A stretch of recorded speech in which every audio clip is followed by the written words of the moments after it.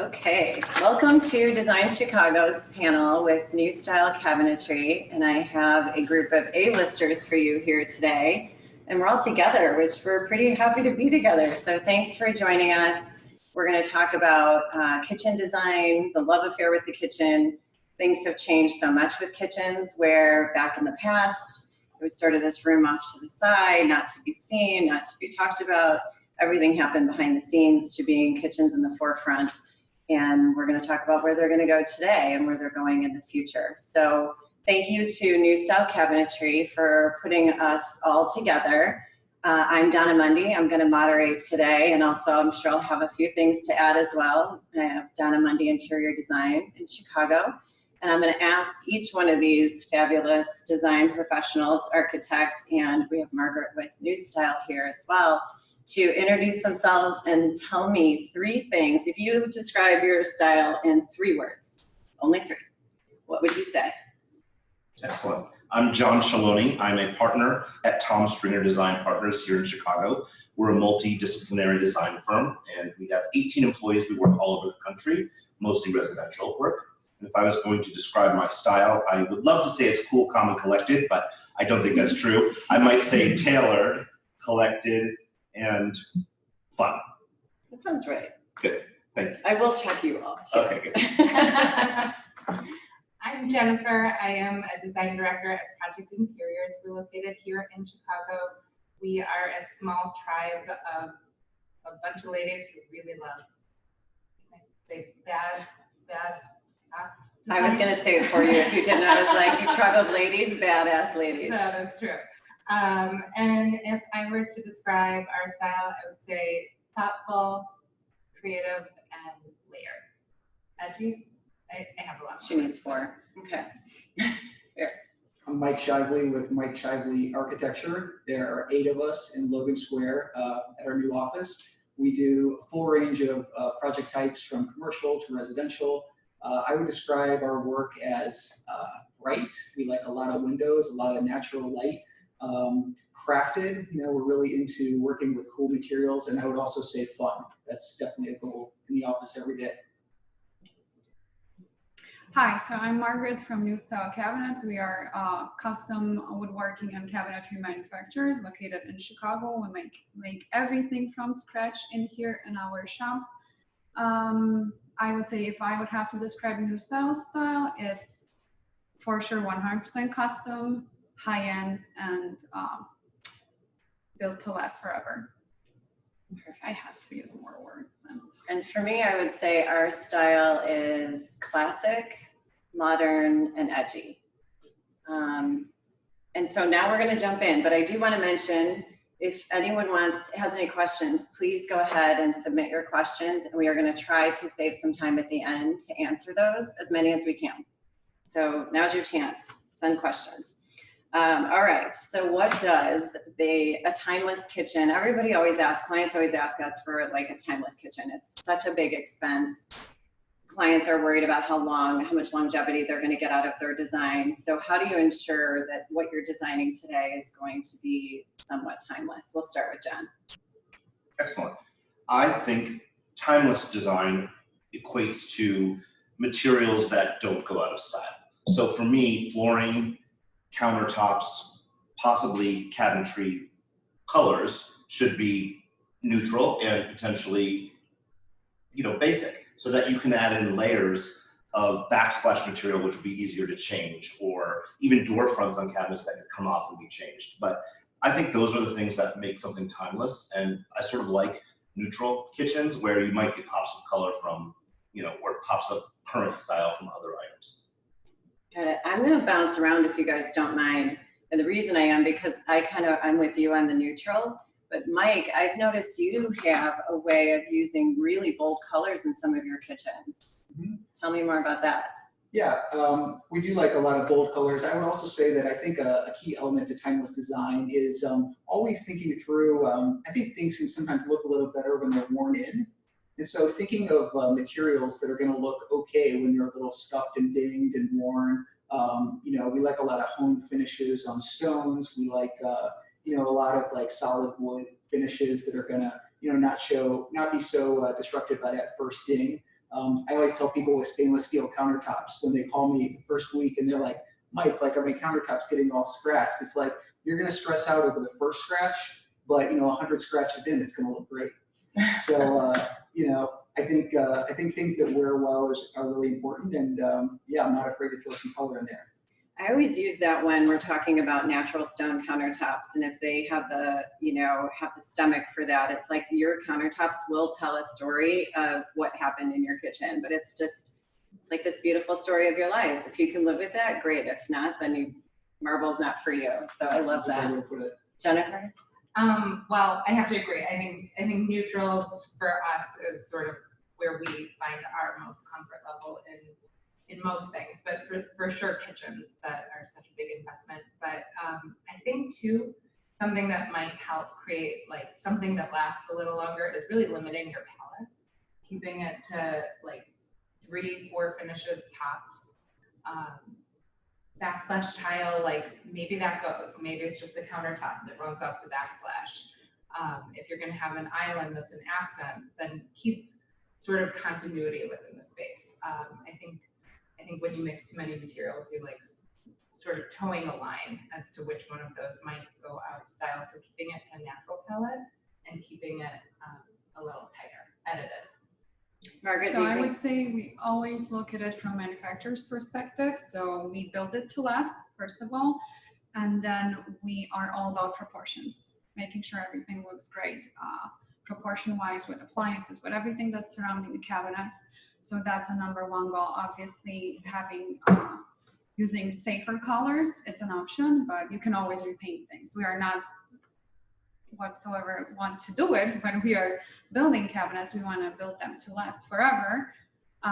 So we are trying always to be on this manufacturing side of advising what to build. So it's not going to bow, it's not going to warp, it's not going to split. Just address it from the technical point of view of design. And what do you, what's your process? I'd love to hear each one of your processes as you go through, like, designing a new kitchen. What came first? Do you start with the layout? Do you start with the look? What you want it to look like? What are your individual processes in your firms? It's all client-centered for me, but typically for us, it would start with, consideration of the space and layout, and really inclusion of the appliances the client would want in the kitchen so that we can figure out what makes the layout work. I'm a big fan of galley kitchens. This kitchen we're in would be really appealing to me in terms of workflow, and I sort of like simple. So when they're big, I think it becomes even harder to make them work. But for me, it's usually about space planning first, and then in consideration of the appliances, and then we get into like the fun details of, oh, there's space here for a hidden cabinet, or let's make sure all of these are lit well, kind of thing. Right. We start out pretty blocky. Yes. Same with you. It's appliances first, kind of get the layout down. Then we really start getting into all the details. That's a big deal, because if a client needs 12 feet of refrigeration, that's a big consideration in terms of your you don't plan. want to find that out later. Right. Or if they really want 4 wall ovens, you need to know that now versus planning for your Wolf range, which has, under range ovens kind of thing. Absolutely. Jennifer, any difference for you? We also started in plan, but I think something that we love to think about is we think about the user experience, the experience that our client wants to have. So something we've been doing lately, which I really love, obviously only when space allows, but for instance, a family that might have like 3 little kids and have like this mad dash in the morning and total chaos. We're building sort of like a back kitchen, almost like an extended pantry. And it really serves as this area where like coffee happens, toaster and bagel crumbs and all of like sort of the mess that might happen in a hurry can kind of be left. And then when you return to your home, you have this really beautiful front-facing kitchen that's really integrated in your home. So sort of like designing for the experience that we think the client might elevate their use of the space. Thinking about like if they're huge entertainers, where do you want the guests to stand? Where do you want them to flow from the kitchen into the dining room? How does that all connect? So it really starts with spatial relationships and thinking about their client and their specific needs. Mike, any difference for you? Coming from an architectural Right. standpoint? Yeah, coming from an architectural standpoint, we're often designing the entire house in the beginning. So obviously we'll have some preconceived ideas about where the kitchen is going to flow in the scheme of the whole house and how the layout will be. But what we find in this sort of age of Instagram and everyone having so many ideas, the client having so many ideas when they come to it, we started having what we call like the vibe meeting, where once we have the layout established, before we even get into the nuts and bolts of how the kitchen is going to lay out, we have a meeting that's much more about how is the whole house going to feel.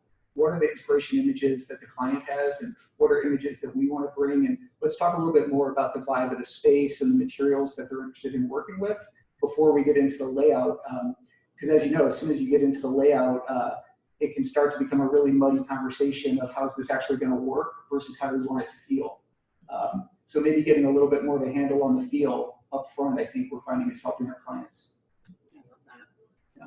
Margaret, I'm going to ask yours a little bit differently because you're the one receiving all of these grandiose ideas from your designers and architects. Is there a process that you go through with them as far as, what's realistic, what's not, Yes. how to hone in on, we may come in with 100 ideas and how to get to the point? Yeah, so the process is different depending on everyone and how many decisions they are able to make before they come to us. But I would say as a first thing, we are trying to gather as much information as possible. So what are your goals? What are your dreams? What are your inspiration images? If they don't have a layout, or if they do, is it doable? If there are any limitations that we see early in the process, like if something is too big, impossible to make, it's not gonna fit. We'd like to always offer our expertise at the very beginning of the process, not to disappoint anyone that they dreamed about something that's not doable, but also we don't say no. We want to make sure it can be done, but of course with limits with our vendors, with limits with materials. Knowing all of that, we try to educate about that and then gather as much information as possible. So our shop drawing process and then obviously fabrication runs smoothly. I'm going to go backwards now, Mike. What do you think is missing most in kitchen design today? I agree with what you were saying about, we do find that we're doing a lot of what we sometimes coin the sandwich pantry, the place that you can come in the middle of the night, as I often do, and I want to make a sandwich, but I don't want to leave my kitchen sort of disrupted. So we found that back pantry has expanded to include things like second dishwasher, a sink, maybe it's got refrigerator drawers and you can make a smoothie in there, like the place that you can kind of make a mess so that the kitchen that's out integrated with the living space can stay, more tight. All about convenience. Yeah. What is missing? I think there's a lot of conformity, right? Like we've been working with like a 24-inch base cabinet, but if we work with new styles, could truly be anything we want. So let's say you don't have room for an island, like make an extra deep cabinet you love to bake, make it 30 inches deep. There's no reason we can't. I think there's a lot of established rules and protocol, and not a ton of people really questioning that. And I think it's time to kind of just figure it out and do what's right for your home and really be kind of bold and assertive in making those choices and doing something that works for you. That's a great answer. John? It's fine. I'll answer it. John the Tom Stringer. That's fine. I agree with both of interchangeable. them, and I love the idea of what they both said about having a back kitchen or a catering kitchen or having a service pantry, however you want to call that. I think that's useful, and the idea of non-conformity in kitchens is great. I think when you can sneak in extra storage, that's maybe, I feel like no kitchen ever has enough storage. So the idea that when we're planning, we need to think, oh, this island could be 12 inches deeper, and we could have a place for those vases that never get used, or the holiday serveware, or whatever it is. I think thinking about storage, and again, maybe it isn't a back pantry, that's so key for, I think, any kitchen. And whether it's super small or super big, everyone seems to run out of those things. And also have to think about, again, user experience, so valid. If your client's 4'8", you have to think about how they're going to reach a cabinet that might extend to a 9-foot ceiling. Or if the client's 6'4", what is their experience at the countertop that's only 36? So really thinking outside of the box in terms of what the client needs, again, for user experience, I think is key. That's the benefit of a bespoke kitchen, For sure. definitely. My answer is kind of along the same lines, where I think with Pinterest, it's kind of a good and a bad thing, where we can't get rid of like the all white shaker kitchen. When you do a white kitchen like this, I can sign up for that. But the all white shaker kitchen, and it's just like, okay, things just don't die, and they see it over and over. So this overexposure, I think, ends up with this really bland, desire and trend for kitchens. So I like seeing anything that's sort of outside the box and how to keep it nice and light and bright, but introduce something else. So, and I love your idea of the deeper, where we have one design right now where there's a bunch of storage that's going like hidden behind the range. And so when you have that space to bring it out, why not? So that's excellent. Outside the box. I love it. Okay. Kitchen envy is kind of a fun question. Whose kitchen are you coveting and why? John? Well, I might take this one home. It's Yeah. so beautiful. Particularly the lit drawers are amazing. So there's this, I think her name is Nancy Meyer, and she's a producer of movies. And I would say all of the kitchens she shows in those movies, which I realize are complete sets, all evoke this thing. And a lot of them are that white shaker thing, but they're all very interesting in that I think they evoke a feeling, like what's the user want, and I think they're warm and homey.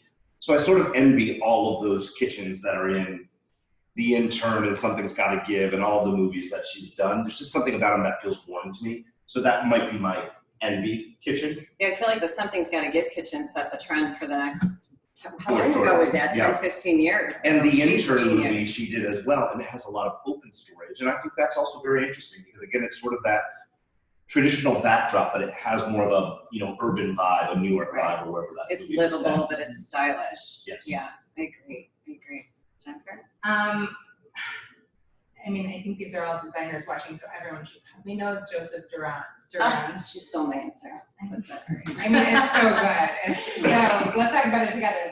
The monolithic, like monumental marble island. The fluting, The and then the double bullnose. Who Oh, thought that I would yeah. fall in love with like a double bullnose? Like crazy. And like, how about, a banquette in a window overlooking a Parisian street. With his beautiful wife, just like lounging Yeah. effortlessly. And he's there. probably like whipping up a blue days on like a Tuesday. Yeah. Yeah. And lifestyle sounds amazing too. So it's like, sign me up for the whole thing. Yeah, it's all good. But I think too, like something I really love about that kitchen is, so there's no upper cabinets, which really big fan of that. And then they've got the backsplash running up, and then this little shelf ledge could be functional, but I think what's so special is that he used it to like stack art and personal objects. And I think that's something huge that's missing from our kitchens, is they're often really like so sterile and everything's driven about function and not a lot of character and personality.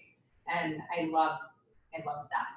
His looks very collected. It's full Yes. of curiosities, and yet there's a speaker in the corner. I don't know if you noticed that. I've studied this kitchen, Oh, okay. and that thick bullnose marble is something I may or may not be creating right now somewhere. And the marble I will is, credit him for that. it's like it was that really not perfect kind of dirty marble, which Yeah, like he you found start that tracing himself that. in Italy Yeah, or something. right. He like just saved a chunk of marble. Yeah. And not all randomly. marble is perfect, and that's okay. That's actually great. So yeah, hats off to Joseph.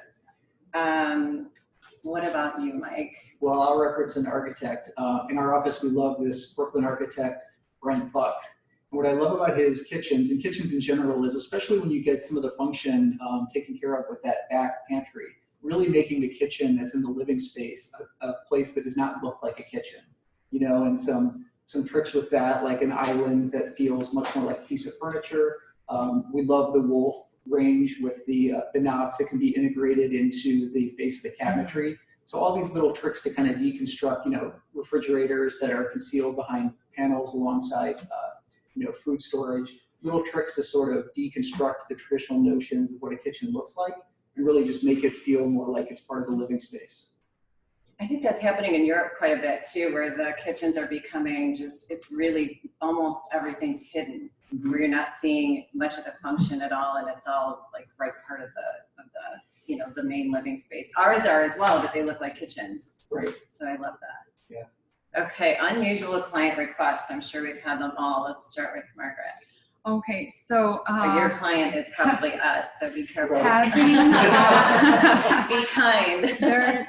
I would say we never call anything unusual. That's one approach that we have with New Style. There's no unusual, but I would say something very characteristic that we've been doing and we've done so far at least a couple times is lay out the entire kitchen, almost install it in our shop for some of our clients to be able to walk into it, make sure they feel comfortable, even do like countertop templates, things like that, and make sure they really like it before it gets delivered to their site. That's one thing. And also we've done some templates that we would go with to job sites to lay out their kitchen, obviously not in 3D, only on the floor, but then again, to allow them to walk in it and visualize it in some way, because having these 3D visual programs, it's not, it's not working for everyone, I would say.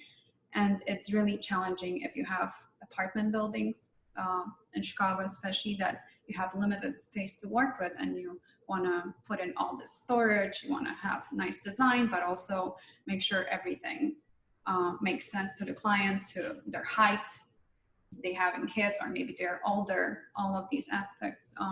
So that has been helpful for some of our customers, just to see it over there in space before they sign off on the drawings and move forward. I always think it's funny, do you guys ever walk into your client's home and they blue taped all the furniture and you're like, we already did this in our AutoCAD plan, like, what are you doing? But they need to feel it. But I can see how in a kitchen it's a little bit different, because And with countertops, yeah, sometimes you have cabinets, you have the countertop overhang, it steps out, and you cannot see all of these detail in 2D and even drawing. just like the even in flow of your rendering. cooking, you can start to imagine it. So Yeah, you can if there's understand my fridge, you can try to grab it, even if it's on your floor, Yeah. you can still try to. just pretend. Yep, and that's been helpful. Mike, you're kind of at the front line of conversations that start with the kitchen. So unusual requests. Because we design custom homes, in that sense, like nothing's unusual, everyone's gonna come up with something that someone else hasn't thought of before. But I do find that people think the most about kitchens.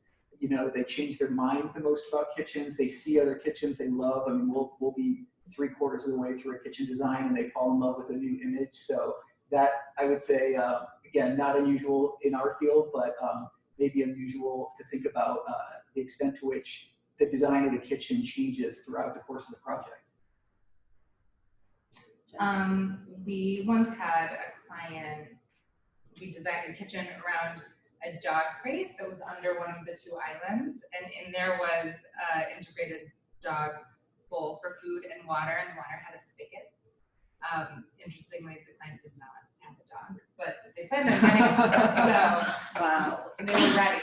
I haven't heard that. I've heard the first part before, but not with not pre-dog. Okay. Okay, that's interesting, I have to say. Yeah.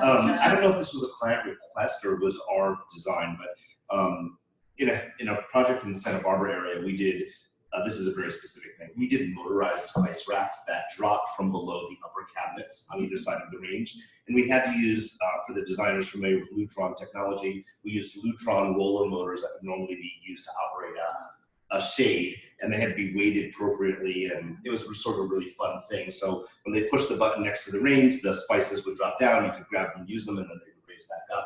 And it required sort of an extra deep, a little bit deeper upper cabinet than normal, but that was sort of a fun detail. And it's still, like, to this day, sort of a good hallmark. So like a party trick, like people come over and they're like, I think it's like the let me thing that make you gets, something. everyone shows their elevator or whatever those features are that are My like, spice unique. rack. This is the spice rack. I think it's rather clever, honestly. So I do think it gets shown a lot. Very unique, very unique. Are there any common elements that you like to incorporate into all of your kitchens? Could be design related. I'll start with you. Sure. It could be design related, or it could just be a certain layout that you love, or I would say, clients that you like to I mean, incorporate. again, this is client specific, but some clients want double bowl sinks. I think, a couple of key elements, multiple sinks, multiple dishwashers, which have been mentioned. I love this galley sink. that is, the brand, the Galley. I think they're brilliant and they come in a lot of sizes. And I love that the sink can then transform into more countertop or display or functional usage like a bar area. I like that personally because I like to have the transformation of what is typically a large open thing to something else. So that's sort of common for me, whether it's that brand or, the Same. Calista, DeGiulio Calista line, has a which great is one. great. Julian is There's- also nice. Yes, Yeah. very nice. All good. Yeah. Same. I like that personally, so I Favorites. try to always push that in terms of user experience. I think that's sort of What fun. do you think about 2 faucets I love 2 faucets. Yeah, at the same sink? I love that. And Okay. especially on these, you get a 6-foot galley. I mean, you need 2 faucets Yep. And then if 2 people are cooking. for sure. Mm-hmm. Okay. Well, we all agree on that.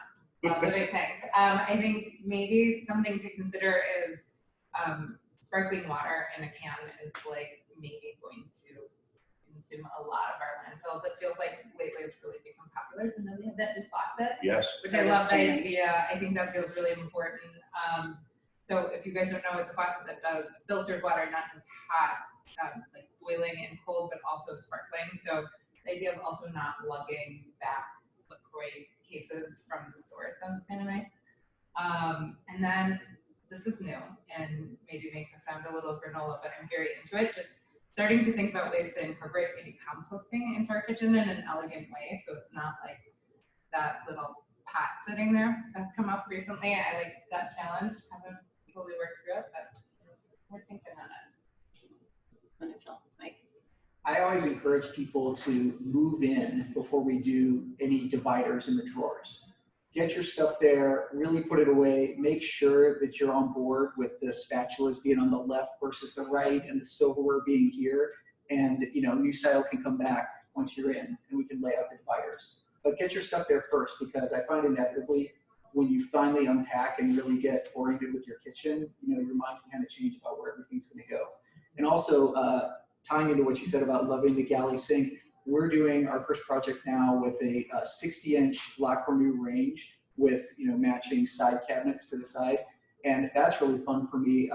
Thinking about the stove not only as the place to cook, but also to lay. It's multifunctional, right? Like it can be the buffet, it can be the sort of like display or place to sort of hang around when you're entertaining. It's pretty fun to be working on. It's definitely a centerpiece of a kitchen when you put that in. Right. Definitely. Yeah. Margaret, what would you say, is there something that's a common element to new style kitchens that you like to integrate into the designs? I would say, obviously, the way we construct cabinets, it's common for every single project we do. We tend not to deviate, even if the design requests it, we will try to work around it, but still have the same, construction features that we recommend. But I would say that interior storage, that's something when we come into the game, usually we have an idea about the design, we have an idea about materials, finishes, so that's kind of taken care of. But the interior storage, like what you want, try to even take our drawings, we can print them, we can plot them large size for you if needed, try to pencil in. And also that's the approach that we recommend for a lot of homeowners. Move in, then whatever you penciled in, let us know. Usually when we install, our installer or our new style rep can come into the site. You have everything in your drawers laid out. We can measure it perfectly, because a lot of people are in rush. These are the times we live in. But then they're like, you were right, actually I'm missing 1/16 for my new knives. I'm like, so always recommend that approach. That's really just, in this way you feel your kitchen, you have everything around you, and having all these organizers, it's pretty straightforward, quick process. So we like that approach. I think we share the same view on that one. Perfect. How do you convey your vision to your clients? I think we have the ability to see, what doesn't exist yet, which is one of the gifts I think a designer architect has that's unique. And some clients can kind of get it through your drawings. And even if you do 3D renderings or SketchUp models, inspiration photos, what do you use and find most valuable to convey your vision to your clients, Mike? Well, we do all those things. We like to work in SketchUp, we like to hand sketch, but one of the most useful things we've been doing lately is, once the design is a bit more established and we're really getting into the materials, is using Photoshop just right with our drawings. So we can actually have like the real slab material, the real cabinet face, the real metal finish. You know, we end up curating metals throughout our designs a lot, so we're not just, you know, doing one metal finish. And I think seeing those actual textures in a kind of photorealistic way, even as a two-dimensional drawing, has really helped our clients nail down some of those selections. I think for us, we see like people respond the best when they're actually able to touch and feel things. So we have to assemble a palette that best represents the kitchen, and then we supplement with photos and hand sketches and things to tell the story. I love the idea of Photoshop. We always do that when we get to the slab part, but that feels like that's a little bit later. So you kind of have to sell the vision earlier on. And yeah, I mean, sometimes one image is enough to just make them fall in love with this vision, and then you can kind of go create it. I'm going to agree with both of them, and I think actual mock-ups are brilliant. So whether it's just a cabinet door painted in the color or stained in the color you're actually using with hardware mounted on it, you know, I think that's important to sort of show the vision. And, you know, for a real custom kitchen, that should be no problem because it's being made for you anyway. So it's not like it's an out-of-the-box request. And I love actual samples, so I think, you know, in this virtual world, that's challenging, but I just think that's sort of the best way to do it. And I will say, shout out to New Style and their samples, because every time we make something, you know, everybody else, their samples are like this big. We won't talk about that.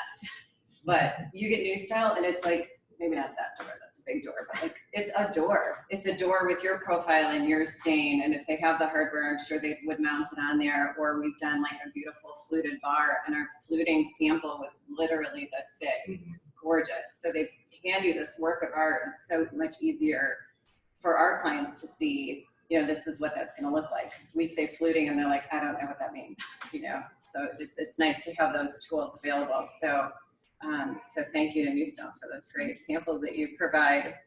Okay, this is kind of a fun one. If you could be an interior designer or architect in any era, what would it be? 1920s for me. Me too. Yes. I feel like, you know, that 1920s where? Well, you know, I might be in Palm Beach or, you know, Long Island, New York. I'm chilling with the Great Gatsby. Exactly. You know, I think that's sort of or fun. Paris. Paris would be good. Agreed. Take me with you. That sounds very romantic. I have to go mod. I think I'm like 60s Palm Springs, maybe. Fun. Yeah, definitely like a son can live it. Love it. You have to watch Ratchet. That's set design's crazy good. Yeah. Well, I agree with both of those, but honestly, I have to say, as cheesy as it is now, because it's all out there. You know, not only can you really pull from every style, you can mix styles. And I feel like clients are so much more aware now of style, you know, in the Instagram world we're in. You know, it's not coming at us so much with the end all be all is the four ovens. It's like the end all be all is I love the swag of this kitchen. So that's a pretty. See, I feel the opposite way. I wish I would have lived in an era where our industry was sort of a little bit more mysterious, and the designer had, you know, a little bit more say in that vision, where it's not like, oh, I've seen this, and not that that's what you're saying, but I think it would be really interesting to live in I worked in a pre-Instagram era, but there was still like a lot of accessibility and websites and stuff like that. There was still a lot out there, but I kind of miss, you know, I think that would have been interesting where you were the tastemakers instead of, for sure. And we still are. And I think it does, yeah, to that point, it does challenge us to challenge our clients and say, you know, this image that you have is great, but how can we make this more yours? Exactly, Yeah. exactly. I love that. Do you want to add to that?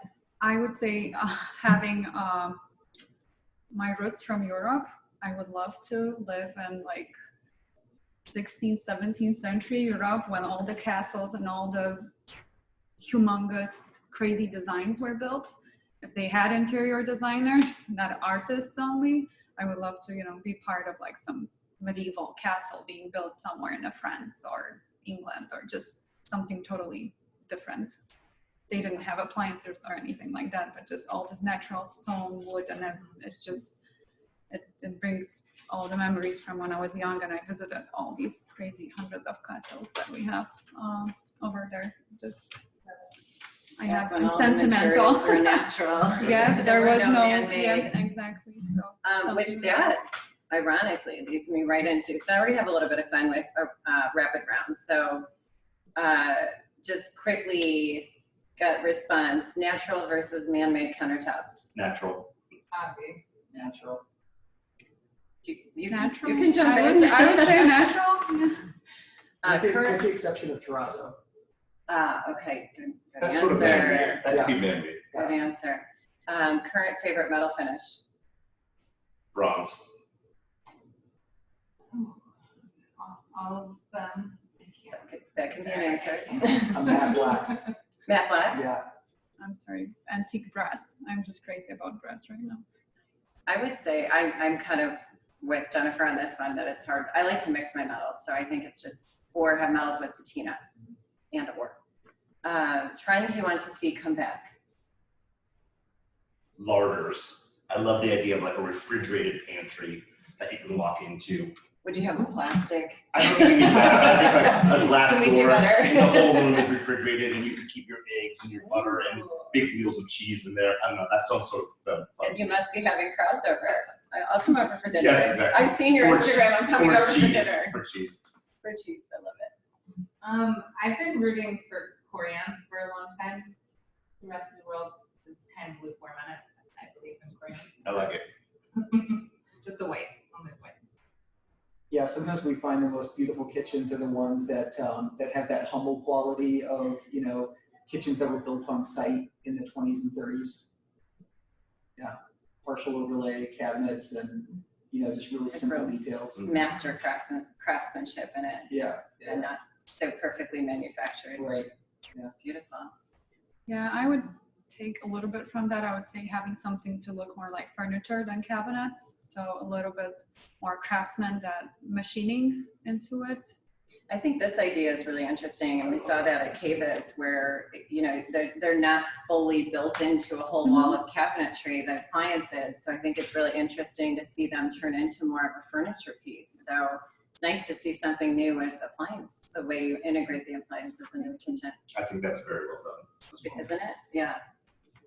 It doesn't look like it's just kind of floating on the wall. Agreed.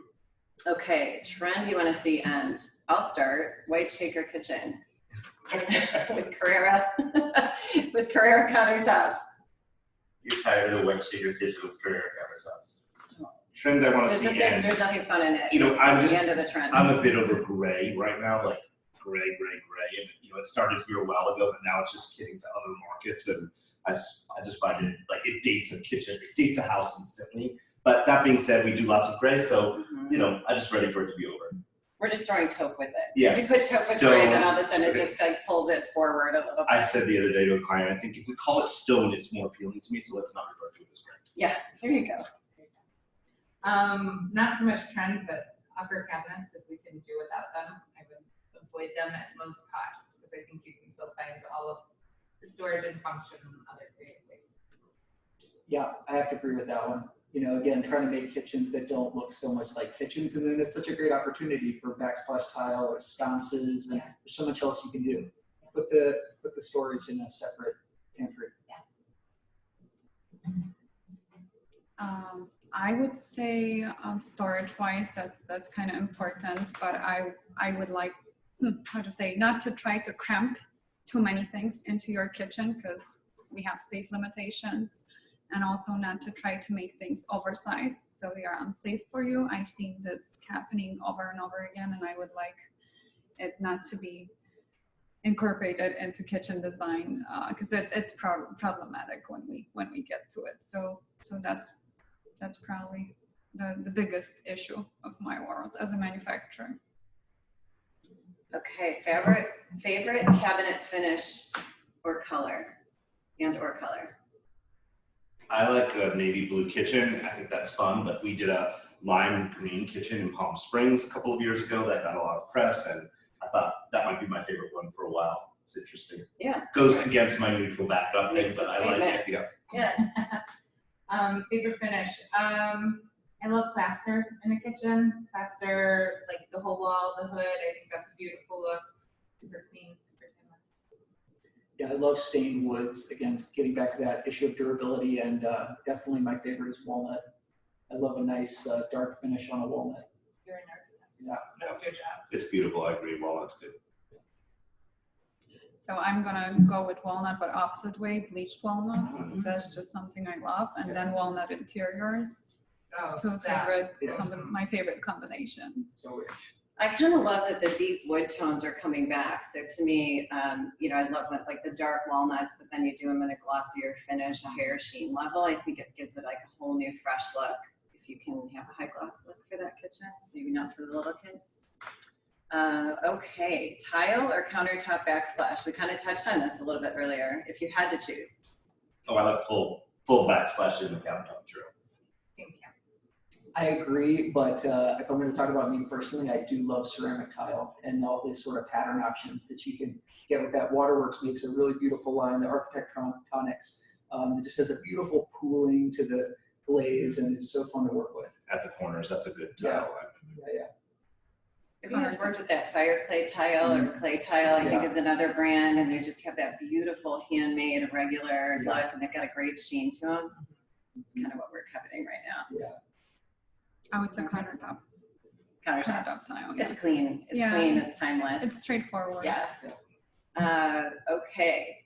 Personal quarantine vice that's still going strong. What's yours? Ooh.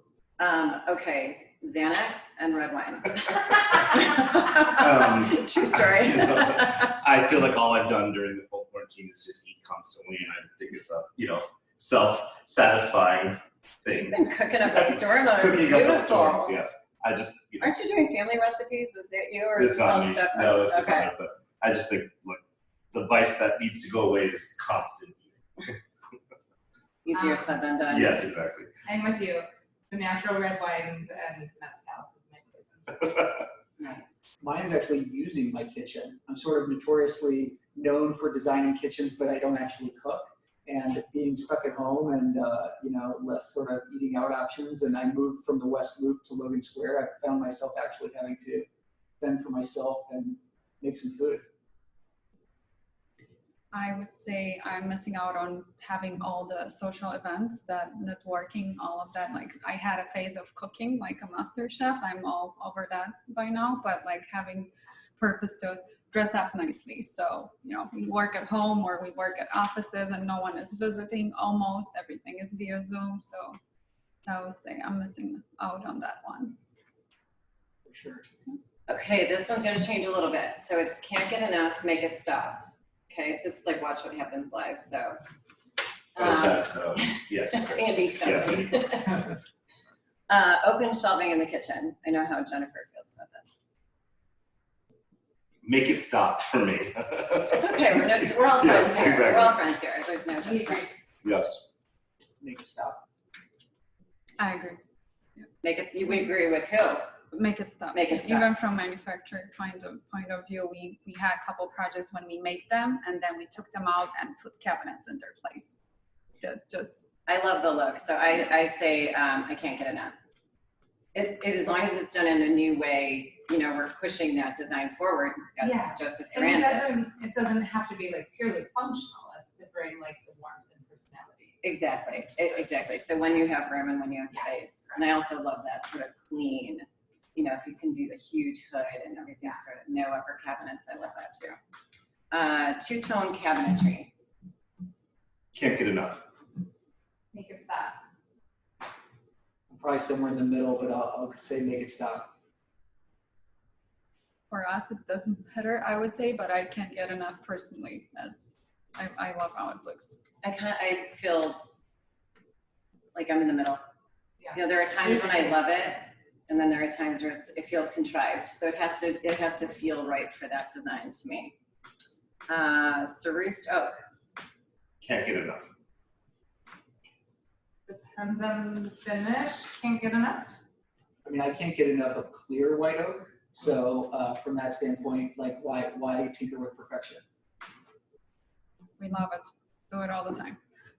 I think for me, it depends on the finish, because the ones that are kind of high contrast, and then something happened where mainstream USA got a hold of like, oh, what's Sarusing? And then they put it everywhere. And I was like, oh, they're ruining it. So I like fell in love really quick. And then I was like, be careful.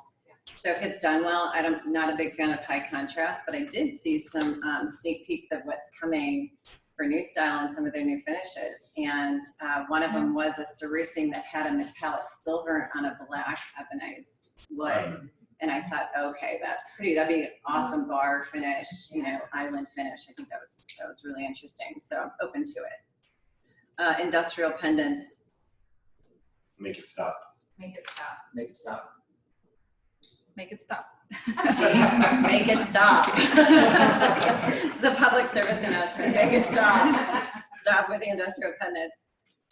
Statement marble countertops, like really bold. Oh, I love it. I'm in. Yeah, we can have beautiful clean cabinets and that on top of it, and it looks like just Rolls Royce of cabinetry. So yeah, We all agree. I love that. To me, it evokes a feeling of the old European kitchens. So it's just embracing that natural beauty of the stone. High gloss lacquer finishes. I like it. More. I think I'm passing. I think I'm out. Yeah, they have a time and place, but maybe not the kitchen. Yeah, I don't think it's for the kitchen either. No. But I love the finish. Maybe the ceiling. The powder. Oh yeah. it's a lot of pain, but we love it. The end result, always. It's such an elegant feel if it's done well. Okay, we're gonna go to some questions now. We have time for some questions? Okay. Can you elaborate on oversized and unsafe when you were talking about the trends? I think that's to you, Margaret. Yeah, so there are some, obviously we are custom manufacturers, but there are some limits into which we advise our clients not to build cabinets over, let's say for their safety or hardware requirements. So for regular cabinets hardware, we tend not to go over like, let's say 24 or 26 inches in width and then 6 feet in height. That's just our rule based on our experience. Obviously there are some ways to play around it, use different hardware, use different door thickness. So it's not that it's not doable. It is, but it just comes with some limitations. If you want 9-foot cabinet door, we can make it for you, but you have to have it like the interior door thickness. So overall, when cabinet is closed, it's gonna look exactly like other cabinets, but when it's open, you have to know its limitations. So that's just for safety and also to prevent warpage over time. Have you guys ever gotten that waiver of it's like against medical advice, like if you make this cabinet door this size, we're not gonna guarantee it. I feel like that's a lot of like countertop vendors where you're using like natural marble or something and they're like, this is going to, and then you're sort of like, oh my God, it looks so much better when it has that timeless, the first scratch. I think we just said that to a client last week on a walnut top. If the first scratch is hard, the 90th one will be, your story. Beautiful. Yeah, we tend to compromise. So it's like, we're not saying you cannot do it. It's just, let's do it this way. So it works for you over the years. You don't call me, 3 months later and be like, Margaret, why didn't you tell me that I shouldn't do it? So. I hope that answers that question. So, okay, most of my kitchen projects are average in size, leave little room for fun or unique. For some fun or unique elements. I try to incorporate areas for coffee setup or wine, whatever the client wants. What unique areas should we encourage our clients to incorporate other than the standard pantry cabinets, spice areas, coffee, etc.? More like a unique but useful feature. One question. For me, it would be like considering the lighting everywhere, with different kinds of lighting, different temperatures of lighting, different types of lighting, you really can change the feel of the kitchen. So maybe a small space that doesn't have a lot of ability for unique features like, pantries or these floating cabinets, you might be able to change the feeling of it from, functional kitchen to bar just by changing the lighting temperature or something of that nature. So I would say consider that. There's so many new lighting options available that are getting smaller and smaller and more interesting. That might be a way to make it fun. I think that's a great answer. Hopefully you've considered there's a place to tuck away like coffee maker, toaster, and that pantry that you mentioned is sort of speaking to that appliance pantry moment where we know we can walk away and our clients can kind of have clean countertops and build that in as much as possible. Yeah, even separate from the sort of walk-in pantry, we often design cabinets, where doors can sort of conceal a countertop. So, everyone wants a beautiful kitchen, but making sure that it's really easy to not have to put the toaster away every day. It can stay there. We can just shut the cabinetry down. It's a ease of use. I would say if we are battling the limited storage, just make sure you put some thought into organization of the cabinet interior. So double deck insert, drawer inserts, or pull out behind the door. So even when you move in, we can change these up. We can play around. We can add some additional storage, but having ability to have all sorts of heights or sorts of width, especially in small kitchens, is going to help a lot. So I would say just be thoughtful of the cabinet interior. I think for me, it's about coming up with unique finishes or design elements that make the kitchen look really special, even if we're not putting a ton of money into it. For example, we have one kitchen we're designing right now that's kind of it's an old like 1940s home, 2 layers, and the back of one of our cabinets is going to be seen in the family room. And so we designed like this beautiful reeded panel to, instead of just panel molding or panel ends, cabinet panel ends on the back and the sides, we're doing it with reeding. So to me, it's sort of, what can make this kitchen look like it's really, elevated.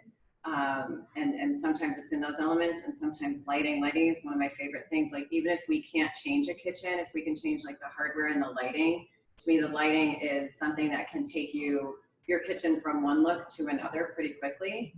So I think that's one of the most impactful areas. And then the functional side of lighting as well.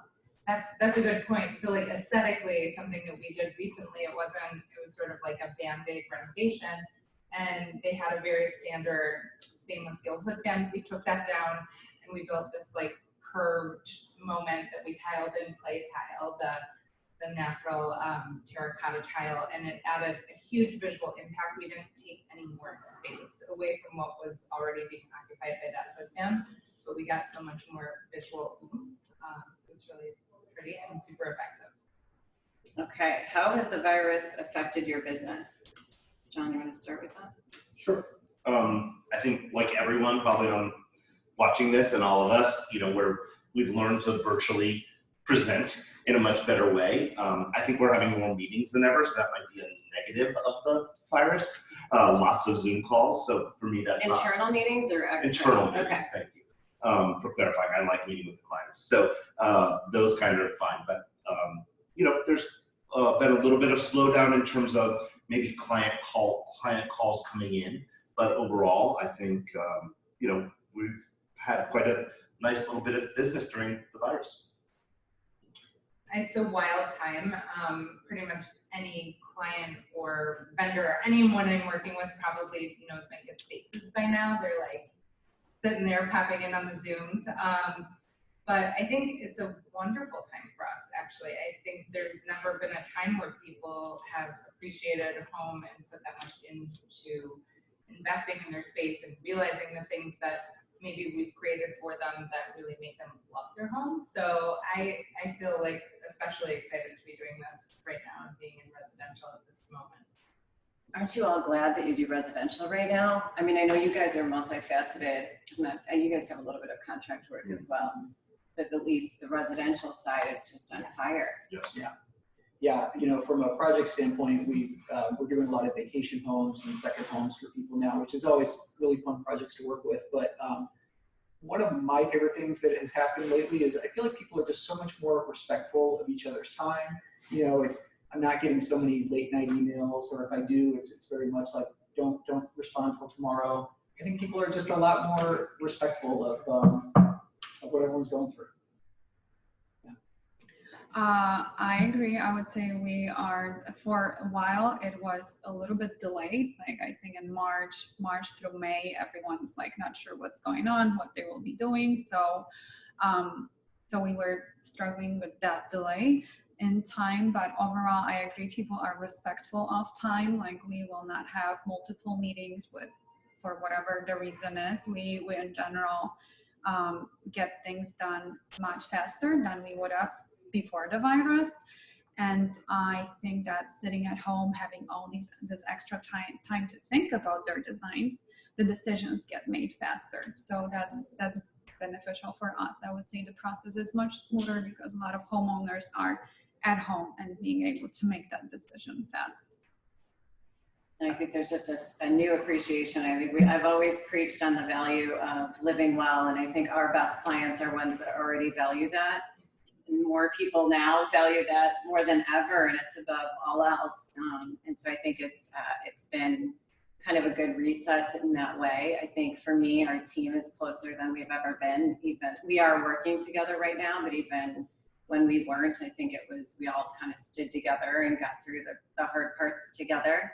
And then our clients are all over the country. They're moving around more than they have. So they're reevaluating what's important to them and finding different spaces in different states. So it's got us outside of Chicago a little bit more than we normally do. So silver lining, but.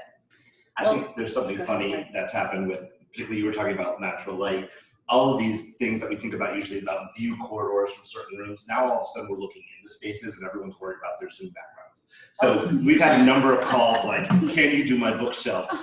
We need something behind me because this is where my camera faces, or my desk is in the wrong location. And I think that's sort of a humorous moment of our time. It's really solvable many times, but I think that's sort of a fun thing that's happened out of this is like thinking about what is behind you in every single one of these calls, right? Well, and I'm thinking about it when I'm designing for them. Totally. So we just met with a new client yesterday. I'm like, are you Zooming? Where are you sitting? What's behind you? And I'm like, oh, it's going to be good. We're going to make this good, you know, because that's our little calling card right there. Exactly. So, well, thank you all for being here today. This was such an inspiring, informative chat amongst friends. Thank you to New Style for hosting us, and thank you all for joining us today. And we hope that Design Chicago has been full of inspiration for you at a time when we all need to connect. So you guys all have a great day.